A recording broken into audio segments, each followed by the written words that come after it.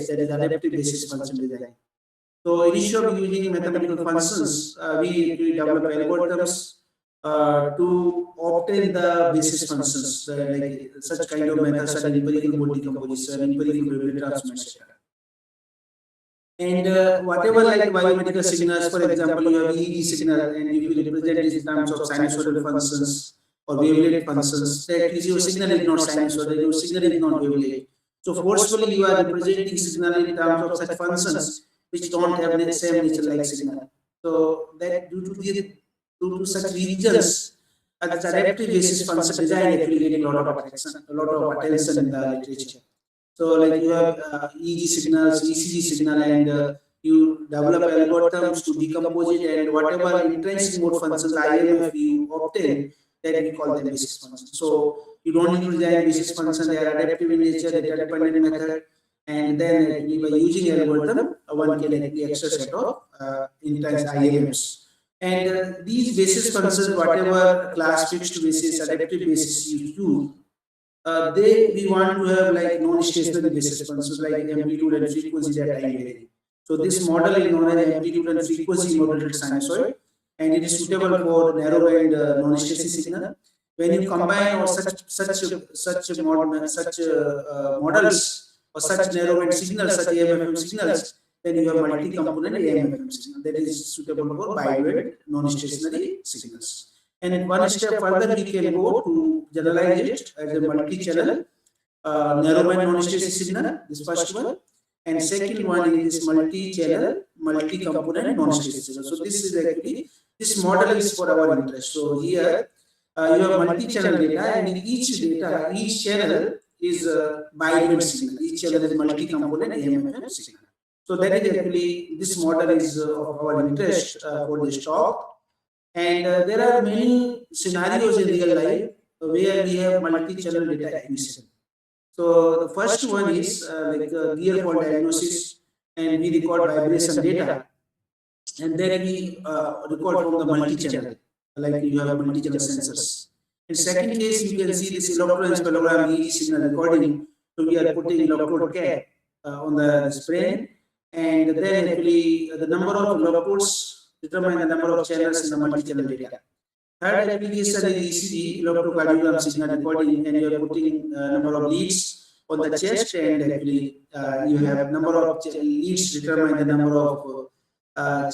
of channels, or that is actually like multi-channel data. That leads, suppose you have 8 leads, then you have 8 channel ECG signal. So these all these actually pattern you see. These they give you as multi-channel data. And why it is happening? Because there is a lot of development in advanced sensing technology. These days we have sensors, multi-channel sensors, multi-sensors, such kind of sensors which can record multi-channel data at a time. And if you analyze them individually, then actually you are ignoring the correlation between the channels, and also you are not considering mutual information between the channels. Due to those reasons, there is a lot of interest in the literature to perform joint analysis and to process them together. And other actually reason is like adaptive signal processing kind of methods that we are using.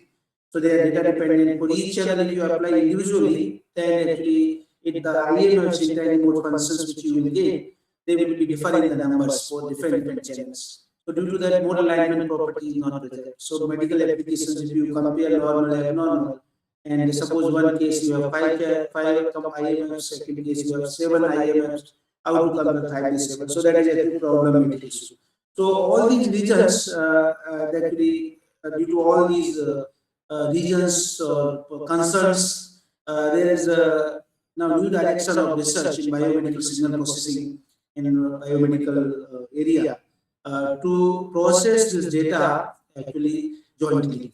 So due to that is multi-channel signal processing, multi-channel time frequency representation, multi-channel signal processing based intelligent systems design, that new areas of research are coming in the literature. So this actually signal processing before 1998, we used to design basis functions from our side, and we used to represent signals in terms of both basis functions. In 98, Wang and others, they come up with a different idea. They were from computer science, and they say instead of recording, instead of representing signal in terms of basis functions, let us use algorithm to decompose it. So they actually defined algorithm, and you apply this algorithm on this data. So it determines the maxima, minima, and then interpolate all of them. Then you have two envelopes, then average, and subtract this average from the signal, then you have residual. And this residual should satisfy two basic conditions of the IMM. The first condition is number of zero cosines and streamers differ at most level. So this condition ensures that whatever this whatever IMF you have, that like sine cosine function. And the second condition, like this average value of this IMF is zero. So this is so that the symmetric in nature. So that is actually by satisfying these two conditions, we can have this symmetric IMF and sine like sine cosine functions. So based on such observation, these IMFs empirically they have been represented using amplitude and frequency modulated sinusoids. And once you have this IMF, then we subtract this from the signal, then we have another residual, then we repeat this process so to get all IMFs present in the signal.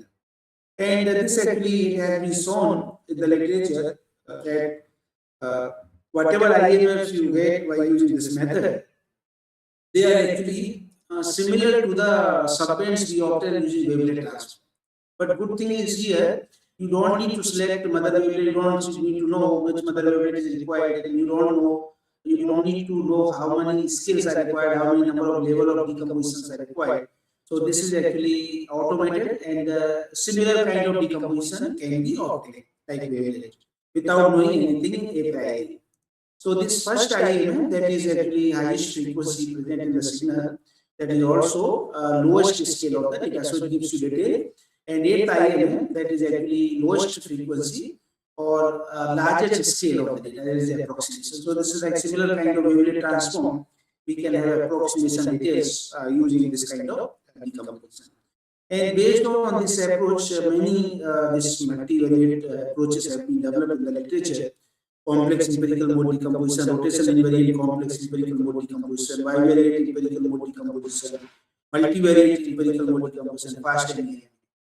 One of the actually the problem with this empirical mode decomposition, that it has mode mixing problem, and also it lacks mathematical theory. So due to that, actually in the literature, this new kind of methods, but which should have similar kind of nature like EMD method have been proposed. And what such two methods we have actually considered in this talk, that empirical wavelet transform and iterative fitting. So first we will see one by one we see both of them.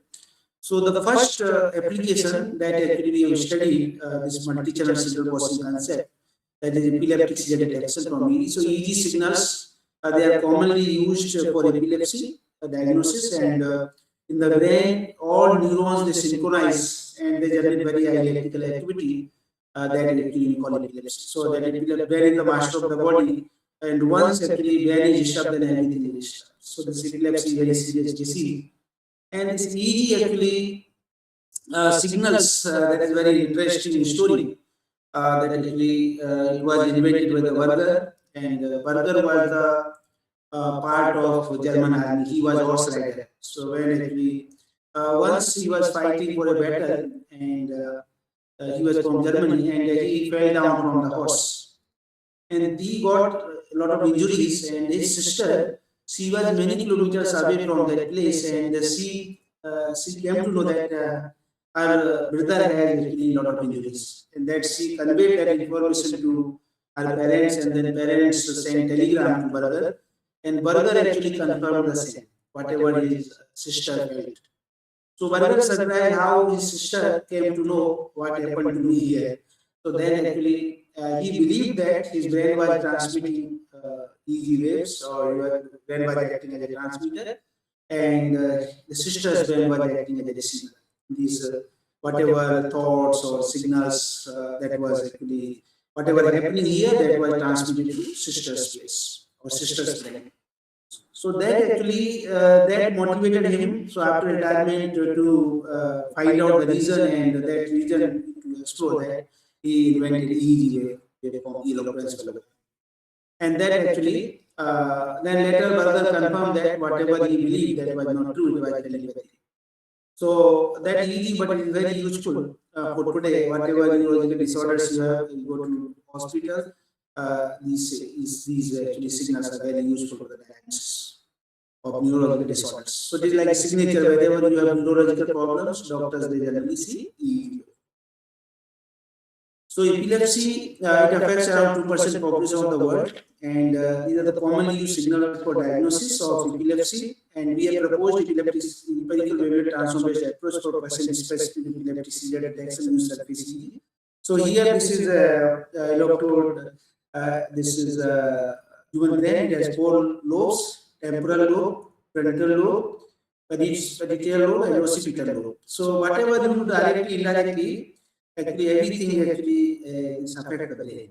So to measure the electrical activity of these all lesions, we use electrode cap, and these electrodes are arranged in such a manner that they can actually detect the electric activity of any of the lesion. And this is for an example. We have shown 2 channel EEG detectors because we are in this work. We want to consider all channels together. So just for an example, 2 channel EEG signal is shown. And then actually, empirical wavelet transform, that signal processing approach, it was motivated by the limitations of the EMT method, and it has 3 major steps. If we obtain the Fourier spectrum, then we segment the Fourier spectrum into different segments, and for each segment we determine the boundaries, and based on the boundaries we design the filters. We call them empirical filter, and then we apply them to EEG data to separate out the IMFs. So in that way we get the IMFs using empirical wavelet transform. Our contributions include extension of empirical wavelet transform method for multivariate signals, and a time frequency representation of multivariate signals using EWT with application to epileptic seizure detection. So now we see if you have multi-channel data, then each channel has actually each channel. If you apply this empirical wavelet transform EWT, then it will all channels will have different spectrum and different boundary, different IM. So mode alignment property is not preserved. So in order to have mode alignment property, we have suggested you take the spectrum of each channel and then average it out. So this average spectrum is used to detect the boundaries and design the filters, and these filters, whatever you design using this average spectrum, they are applied to each channel. So in that way, each channel will give you same number of IMs. So mode alignment property will be preserved. And then we apply Hilbert transform on these IMFs with the amplitude frequency. And from that, we determine joint distance and frequency and joint distance and amplitude. So these are the mathematical expressions for these 2 parameters, and they are based on all channels from the channels. And then we generalize this modes for all modes, frequency modes. So this is a time frequency representation for particular mode, and then we extend this to all modes. So in that way, actually, you are coming with such kind of time frequency representation, which includes all channels and all modes. So that is actually more general form of this time frequency representation. And wherever you have multi-channel data, biomedical data, in such kind of framework can give you more insight about the representation and better way of signal analysis. So whenever you have epilepsy and you go to hospital, then doctors actually see large amplitude of the EEG waveforms, and they also see the presence of spikes in the data. And motivated by that clinical knowledge, that neurological knowledge, we have actually transformed that in terms of engineering features. So we have actually proposed such features which also have that clinical knowledge. So that we are also motivated. We are motivated by that. We have also proposed such kind of features which have that clinical insights which doctors use for the diagnosis. So they are, our features are also based on amplitude. So they are the mean of joint distance amplitude, mean monotonic absolute amplitude modulation change, variance of monotonic amplitude modulation change, and mathematical expressions can be seen in this slide for all these 3 features. And then this is our proposed epileptic seizure detection system. So we have used VideoNet CHD MIT SCALP database. It record about 23%, 23 channels. If you use all 23 channels together, then actually method will have huge computational complexity, because epilepsy we want to have less computational complexity. So we have suggested selection of 5 channels. So the first channel with least standard deviation is selected, and after that remaining 4 channels based on the relatively higher mutual information with the first selected channel. So once you have these 5 channels, then you apply multivariate empirical Lorentz transform. Then each channel will have 10 modes, and then we obtain instance amplitude and frequency of each mode.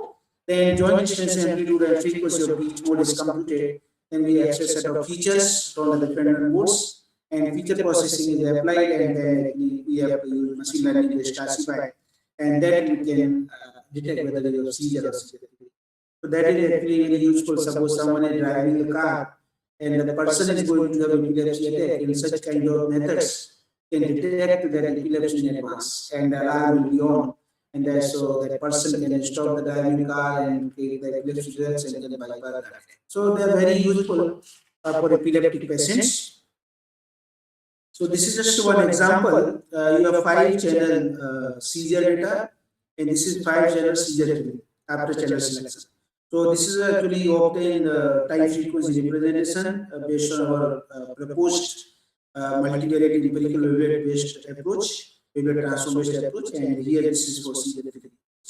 So you can see this seizure case and seizure free. Seizure case, there is the presence of all frequency components. Seizure free, only low frequency components are. So this can be used as a good signature for computer-aided medical diagnosis of the epilepsy. So like in villages, they can record signals. Such kind of methods can be integrated with the mobile, smartphones, and just they can see this display. So if it is covering all regions of the spectrum frequency, high frequency region, then this is the epilepsy. Otherwise, it is seizure free. No need to do that. So that actually detection of the disease can be done in the initial stage in the rural areas without presence of doctors, with the help of these computers, computing devices, smartphones, laptop, etc.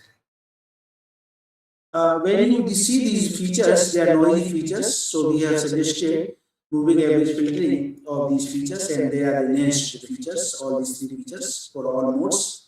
And by doing this filtering, they are enhancing the separation between seizure and seizure-free parts. So that actually, then we have suggested multiplying all of them together, Hadamard product, and so the higher will be higher and lower will be low. So that actually in that way. So here you can see that is actually very interesting result. So this feature one, when you multiply all modes features, then it becomes like this, and all 3 features they are considered as a joint feature vector 1, joint feature vector 2, 3.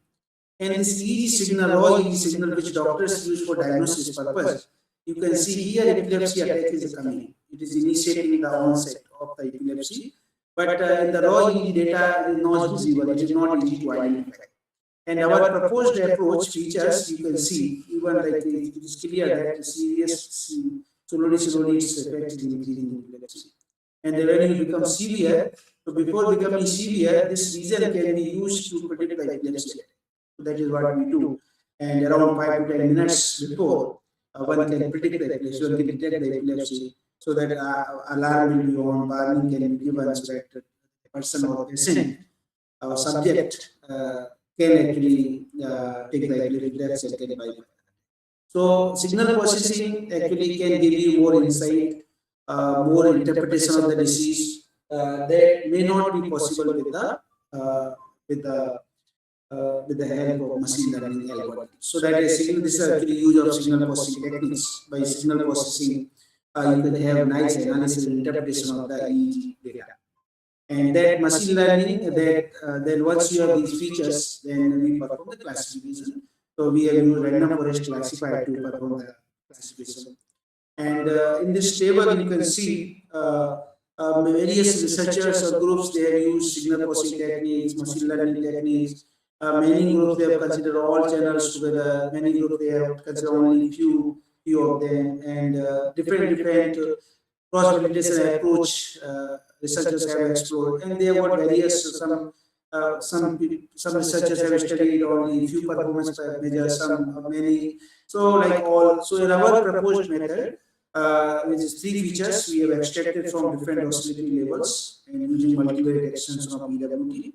And out of 23, 5 channels we have considered and 10-fold cross validation, and it gives you very good performance. That is specificity, that is actually 99.57%, and sensitivity, that is 97.91%, and accuracy 99.4%. So when you compare our proposed approach with other existing methods in the literature, and which have been used in the same database, then you can see that we are doing proposed method is doing better as compared to other methods. After that, there is another approach which is actually iterative filtering, that like empirical Wearable transform kind of approach. And here we designed actually filters. These filters, they are controlled by extremas. So you can see like empirical mode decomposition. Your extremas will give in time domain you are handling them. In empirical Wearable transform, extremas you are handling in the frequency domain. And here, by doing by extremas, you are designing filters. Then you convolve filter with the signal, then it will give you different frequencies. So that actually, that frequency, cutoff frequency of the filter is controlled by the extremas. That's what we do. So iterative filtering technique subtracts out selective part of the spectrum in order to obtain the mode one by one iteratively. So this is a relation between filter length and extremas. So if you have low frequency component, extrema will be low, and then as a result, your filter length will be high, and cutoff frequency inversely proportional to this filter length. So as a result, cutoff frequency will be low. And similar thing we can see for high frequency component. And high frequency component, the number of extrema will be higher, and filter length will be lower, and the cutoff frequency will be higher. So due to that interpretation, you have high frequency, cutoff frequency is higher, low frequency, cutoff frequency. So automatically you can design such a filter which actually automatically extract the regions. So we have designed the first filter, and then we filtered signal is subtracted from the signal. Then you have residual, and if you do this reasonable number of times, then actually you will have first IM. And then once you first IM then subtract from the signal, then you have residual, and then if you do reasonable number of times, then you have second IM. So in that way, actually we can get all possible IMs from the data. This is just one example how it works. So this is a signal, it has 3 IMs. In order to show it in simple manner, we have considered frequency domain in order to explain it better way. So this is a filter, and this is a filtered signal.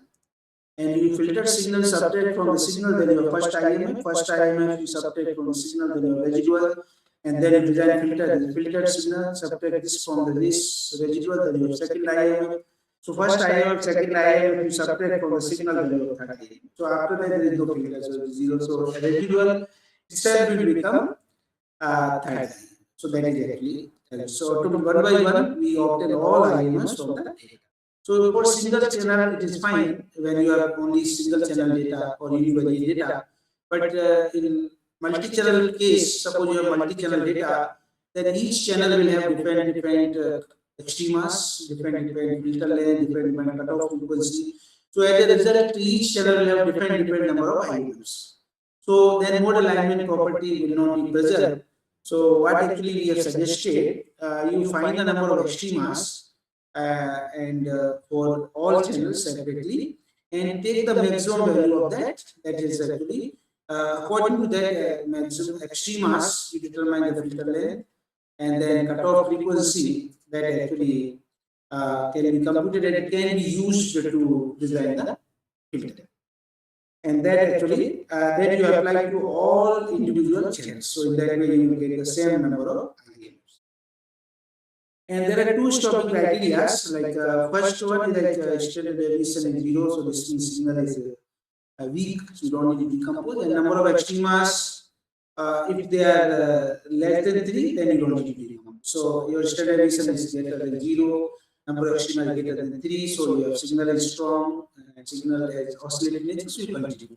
Otherwise you can stop. So first IM, once you then actually you can second IM. So in that way we can get all possible IM from the data, and then we call them multivariate intensity mode functions, MIMFs.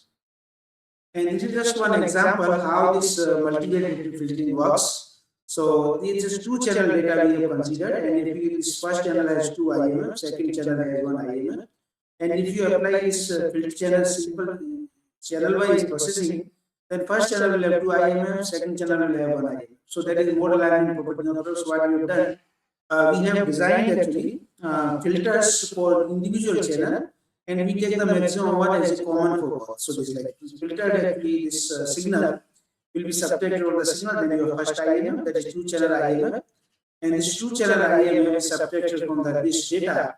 Then we have this residual, and residual, this is the first channel filter, the second channel filter, and take the maximum as a common for both, and then actually you subtract this from the residual, you have second IMF.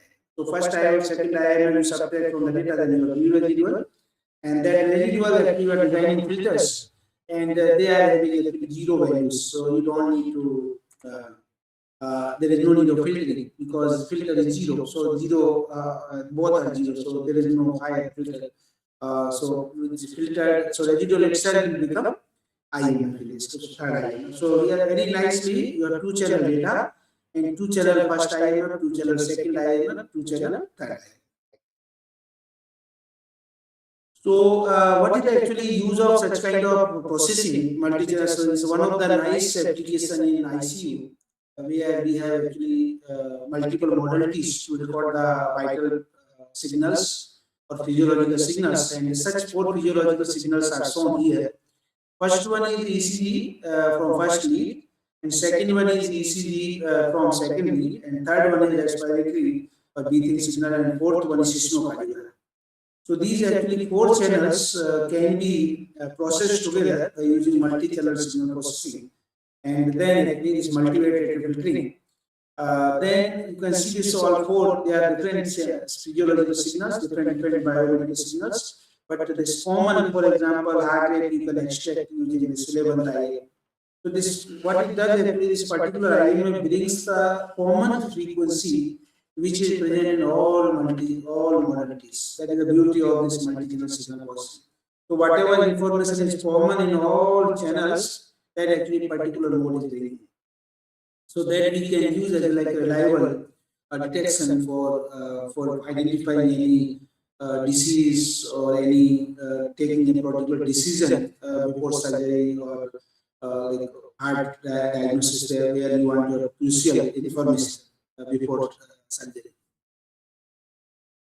Then actually this VA method we have studied for schizophrenia detection from EEG, that multivariate filtering. And schizophrenia is a chronic and severe mental illness. Actually, this is one of the serious neurological disorder because this changes the thinking process completely. Professor John Ness, actually, he was having schizophrenia disease. And there is one nice movie that has come in 2001.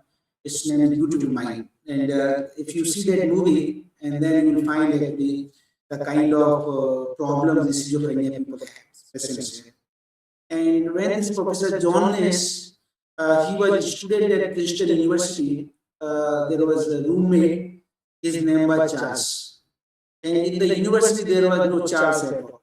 For John Ness, that person actually was existing, his roommate was there, and Professor John Ness used to get research ideas and he used to discuss with Charles. Charles used to give feedback, but there was no Charles at all. So Charles, they are imaginary people, but for the patient, schizophrenia patient, they look like real people. And he stayed with the Charles for a long time during this study at Princeton University. And then Charles introduced him, Professor John Ness's niece. And there was no Charles, there was no niece. And later, Professor John Ness actually, he became faculty member and he was teaching at MIT. He was delivering a class, delivering a lecture in the class. And then actually he observed that there was a person whose name is William, and he was actually representative or agent of Russian agency. He was the like a representative person of the Russian agents, and they used to detect the information from the newspapers, and William used to take help from Professor John Ness to detect these codes that Russians used to publish in the newspapers from the American agency.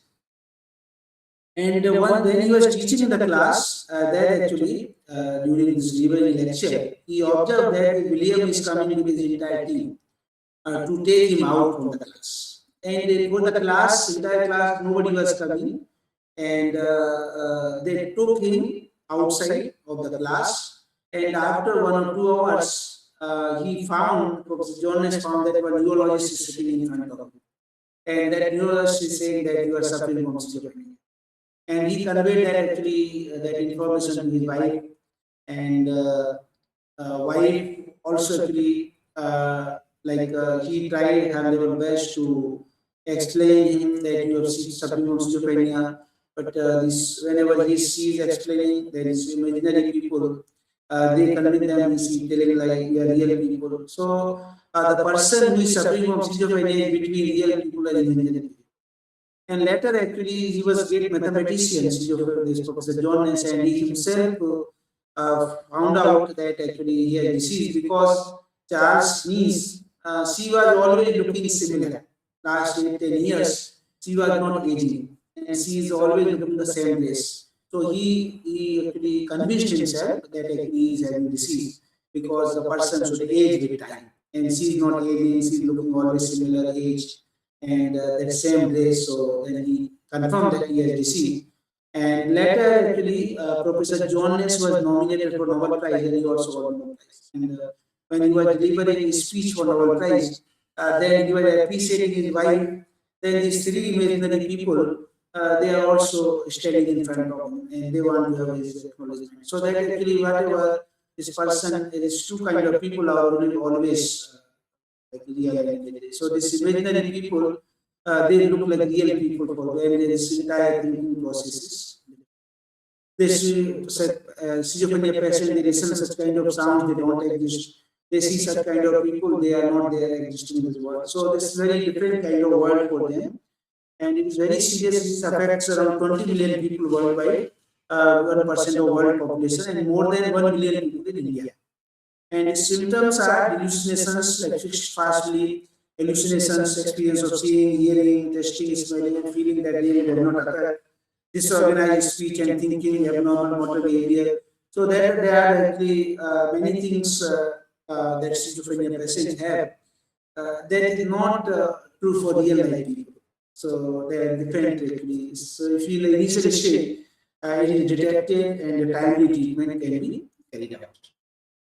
So there is a lot of use for timely detection of the signal processing and machine learning based approaches. So we have proposed multi-channel, multivariate filtering based approach for schizophrenia detection. So we have multi-channel data, then we perform this segmented 25-second preprocessing applied. Then we have multi-channel iterative filtering, multivariate filtering, and then each channel have n number of modes. Then delta, theta, alpha, beta, gamma rhythms, actually maybe for the first time in the literature, we have defined them for multi-channel data processing. So that is actually very nice. So the rhythms are multiple rhythms, so you can explore them for various applications in new direction. And then we extract set of features from each rhythms, then perform the classification using machine learning, and then we have classification of healthy and schizophrenia subjects. For the study purpose, we have taken publicly available database of schizophrenia from Institute of Psychiatry and Neurology, Poland. And in this schizophrenia case, we have 14 patients, 7 males, 7 females, and healthy case, we also have 14 subjects, 7 males, 7 females. And these actually, signals are recorded from 90 channels, and sampling rate is 250 Hz, and duration is 15 minutes approximately.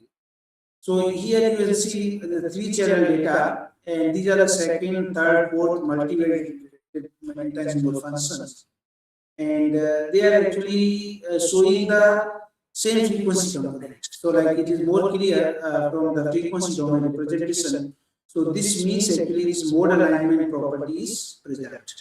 That is actually. And then based on the mean frequency, of this IMFs, we have actually we compute mean frequency. For example, it is between 0.14 hertz to 4 hertz. So it's the range of algorithm, delta rhythm. Then if it is coming in mean frequency between this range, then we can take that mean frequency as part of the summation. So similarly, if your mean frequency is coming between 4 hertz to 8 hertz, then we will take that mean frequency part of the system. So in that we segregate all rhythms, all actually IMFs in terms of rhythms, and we get delta, theta, alpha, beta, gamma rhythms. And the left hand side you can see the rhythms. Now they are multi-channel. So that is a new way of signal processing, new way of signal analysis. You have multi-channel data, you have multi-channel IMFs, you have multi-channel rhythms, and now you can explore this kind of paradigm for various applications of EEG signal processing. So here now we have extra set of features like alert activity, alert mobility, alert complexity. So these actually features they are commonly used in brain computer interface in BCI. And for the first time we are exploring them for schizophrenia diagnosis. And if you apply these three features and alert parameter and number of channels are 90, the thumbs are 5 for each channel. And then actually other parameters are 3. So total 285 features are. So this is actually a huge number. So that actually in order to satisfy parsimony principle, according to parsimony principle, we should not use more than the required number of features. So that actually we applied this student detached probability value, and based on the probability value less than 0.05, we selected best 30 features out of 285 features. And here, just for an example, in this table we have shown most significant features selected in the student detached. So these are the LD schizophrenia cases. You can see these probability values, and so they are statistically significant. And this is more clear from the box plots. So like healthy schizophrenia cases, you can see they are discriminated in nature. And in all 10 cases, these features are discriminatory. They are able to separate these two classes, healthy schizophrenia, but they are not able to separate them in better way. So in order to have improved classification or in better separation, we actually it motivates us to go in such a domain where these two classes can be separated using these features set of features. So that motivated us to use machine learning algorithms to perform the well separation. So for different classifiers are trained using best 30 features to differentiate these signals corresponding to healthy schizophrenia. And based on a trial and error method, we found 30 features which gives actually best at 98.9% accuracy with cubic kernel for the support vector machine classifier. So we have studied following classifiers: support vector machine with cubic kernel, support vector machine with quadrature kernel, support vector machine with linear kernel, and linear discriminant classifier, k-nearest neighborhood classifier, disjunctive classifiers.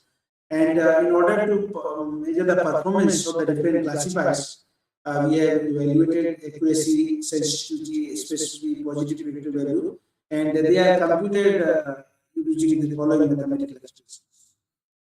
And then 5-fold, 10-fold cross-validation process have been studied, and we have used whatever classifiers we have explained presented in the last slide. We have seen the same we have studied. And accuracy, sensitivity, specificity, positive predictive area, and ROC curve. You can see, and if you compare all of them in this table, we found that this 10-fold cross-validation process, that STM cubic kernel, STM with the cubic kernel gives you better performance. Then that we have compared with other extreme methods in the literature, and you see in this table, various researchers they used the first one used convolutional deep learning. And then many people use conventional features and this simple machine learning based classifiers.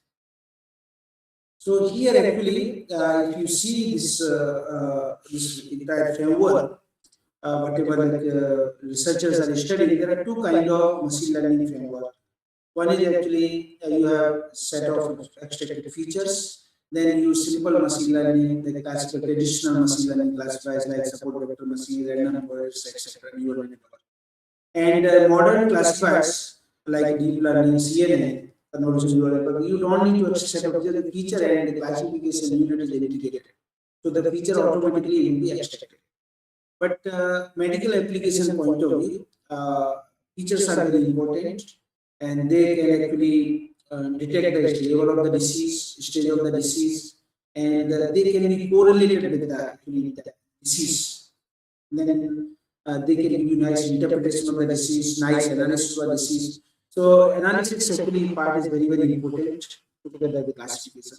If you are only interested in classification and deep learning, machine learning, CNN is better approach.